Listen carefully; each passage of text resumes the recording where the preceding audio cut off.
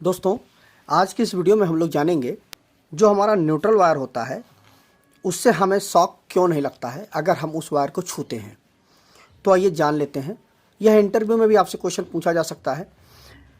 देखिए, हमें जब भी कोई शॉक लगता है तो शॉक क्यों लगता है, केवल और केवल उसका एक ही कारण होता है, उसका कारण होता है वोल्टेज। अगर वोल्टेज है किसी सर्किट में तो वहाँ पर हमें शॉक ज़रूर लगेगा। तो अब यह बात आती है कि जो हमारा वोल्टेज होता है, मान लीजिए ये हमारा एक बल्ब है, इसमें मान लीजिए हमने 220 वोल्ट दिया और ये हमने यहाँ पर न्यूट्रल दिया। अब यहाँ पर 220 वोल्ट तो यहाँ फ्लो हो रहा है। अब यह 220 वोल्ट इस बल्ब के माध्यम से हो करके यहाँ पे आ रहा है।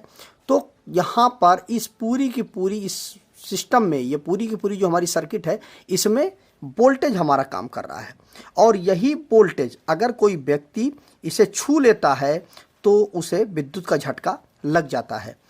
अब बात यह आती है कि हमें विद्युत का झटका लगता ही क्यों है। तो उसका कारण यह होता है कि देखिए, जब यहाँ पर वोल्टेज है तो वोल्टेज की वजह से यहाँ पर हमारा करंट का फ्लो होने लगेगा। अब जब यह हमारी किसी सर्किट में जो हमारी करंट जो होती है वह तभी फ्लो होती है जब उसे लो रेजिस्टेंस पाथ मिलता है। जब उसे लो रेजिस्टेंस पाथ मिलेगा तो ही उसमें करंट का फ्लो होगा। अब यहाँ पर क्या है कि इस जगह पर अगर आपने छू दिया, आपने किसी व्यक्ति ने इस सर्किट में तार को छू दिया, वह व्यक्ति खड़ा कहाँ पे है? जमीन पे खड़ा है। ठीक, अब क्या हुआ कि जो सर्किट है, वो जो वोल्टेज हमारी वो यहाँ से ना जा करके इस रास्ते से ज़मीन पे चली आएगी। क्यों? क्योंकि यह रास्ता जो वोल्टेज के लिए है, करंट के लिए है, वह लो रेजिस्टेंस पाथ बना रहा है। क्योंकि इधर उसको जाने में ज़्यादा रेजिस्टेंस फेस करना पड़ेगा, इस रास्ते से आने में उसे कम से कम रेजिस्टेंस फेस करना पड़ेगा। इसलिए उस व्यक्ति को झटका लग जाए, क्योंकि इसके शरीर के माध्यम से होकर के हमारी जो करंट है वो फ्लो होने लगेगी, सर्किट इस रास्ते से बनने लगेगी। यह तो हो गई वोल्टेज मतलब फेस की बात हमारी। ठीक है, अगर हम यही चीज़ न्यूट्रल पे आप अप्लाई करें तो देखिए क्या होता है। देखिए, जैसे कि हमारा यह स्टार पॉइंट होता है, जैसा मैंने आपको कई वीडियो में बताया भी है कि इस पॉइंट को हम क्या कर देते हैं, अर्थ कर देते हैं। और यह अर्थ जो हमारा होता है उसका जो पोटेंशियल होता है वो कितना होता है?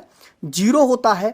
तो 0 से हमने इस, और यही हमारा आगे जा कर के हम इस सर्किट के लिए यूज करते हैं। तो यहाँ पर देखिए क्या हो रहा है कि इसी 0 पोटेंशियल वाले तार को ही हम यूज कर रहे हैं ना, और पृथ्वी का पोटेंशियल हमारा कितना है? वह 0 है, और उसी को हम ले जा करके यहाँ पर हम यूज कर रहे हैं।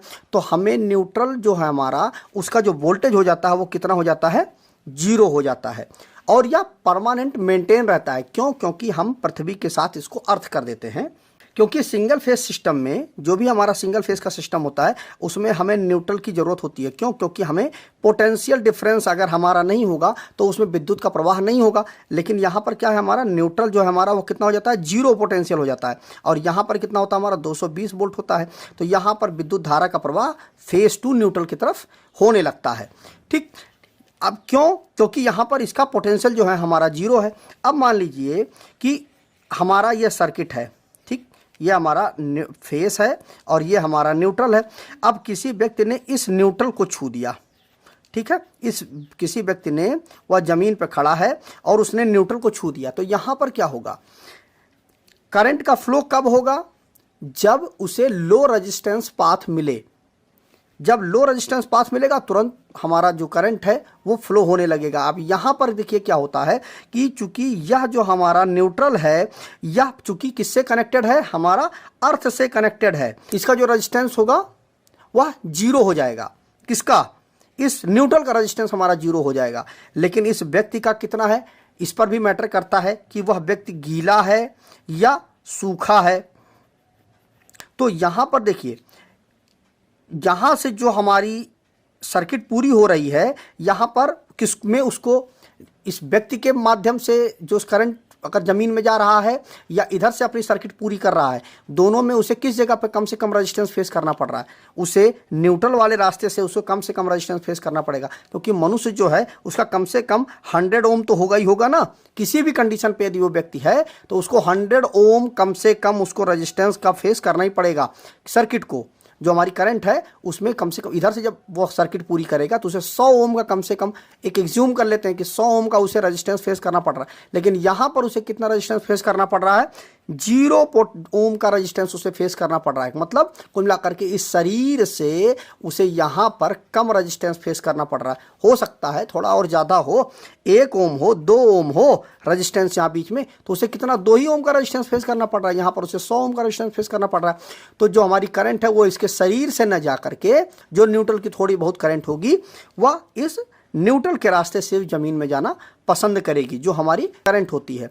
तो इसीलिए क्योंकि जो हमारा न्यूट्रल होता है उस न्यूट्रल का जो वोल्टेज होता है वो हमारा 0 इसकी वजह से मेंटेन होता है। तो पहली बात तो वो 0 है ही उसका वोल्टेज, और दूसरा उसको कम से कम रेजिस्टेंस इस न्यूट्रल वाले रास्ते से मिल रहा है, मनुष्य के रास्ते से नहीं मिल रहा है। इसीलिए उसको विद्युत का झटका न्यूट्रल के तार को छूने से किसी मनुष्य को नहीं लगता है। तो मुझे उम्मीद है कि आपको पूरा का पूरा कॉन्सेप्ट समझ में आ गया होगा कि किसी भी व्यक्ति को न्यूट्रल का झटका, न्यूट्रल वायर से झटका क्यों नहीं लगता, क्योंकि केवल उसका ही कारण होता है कि लो रेजिस्टेंस पाथ होने की वजह से न्यूट्रल से ही जो हमारी करंट है वो जाना पसंद करती है, ना कि मनुष्य के शरीर से। तो वीडियो अगर अच्छा लगा हो तो वीडियो को शेयर कर दीजिएगा अपने दोस्तों के साथ, जिससे उनको भी यह पूरा का पूरा कॉन्सेप्ट समझ में आ जाए। तो आज की इस वीडियो में बस इतना ही। नमस्कार दोस्तों।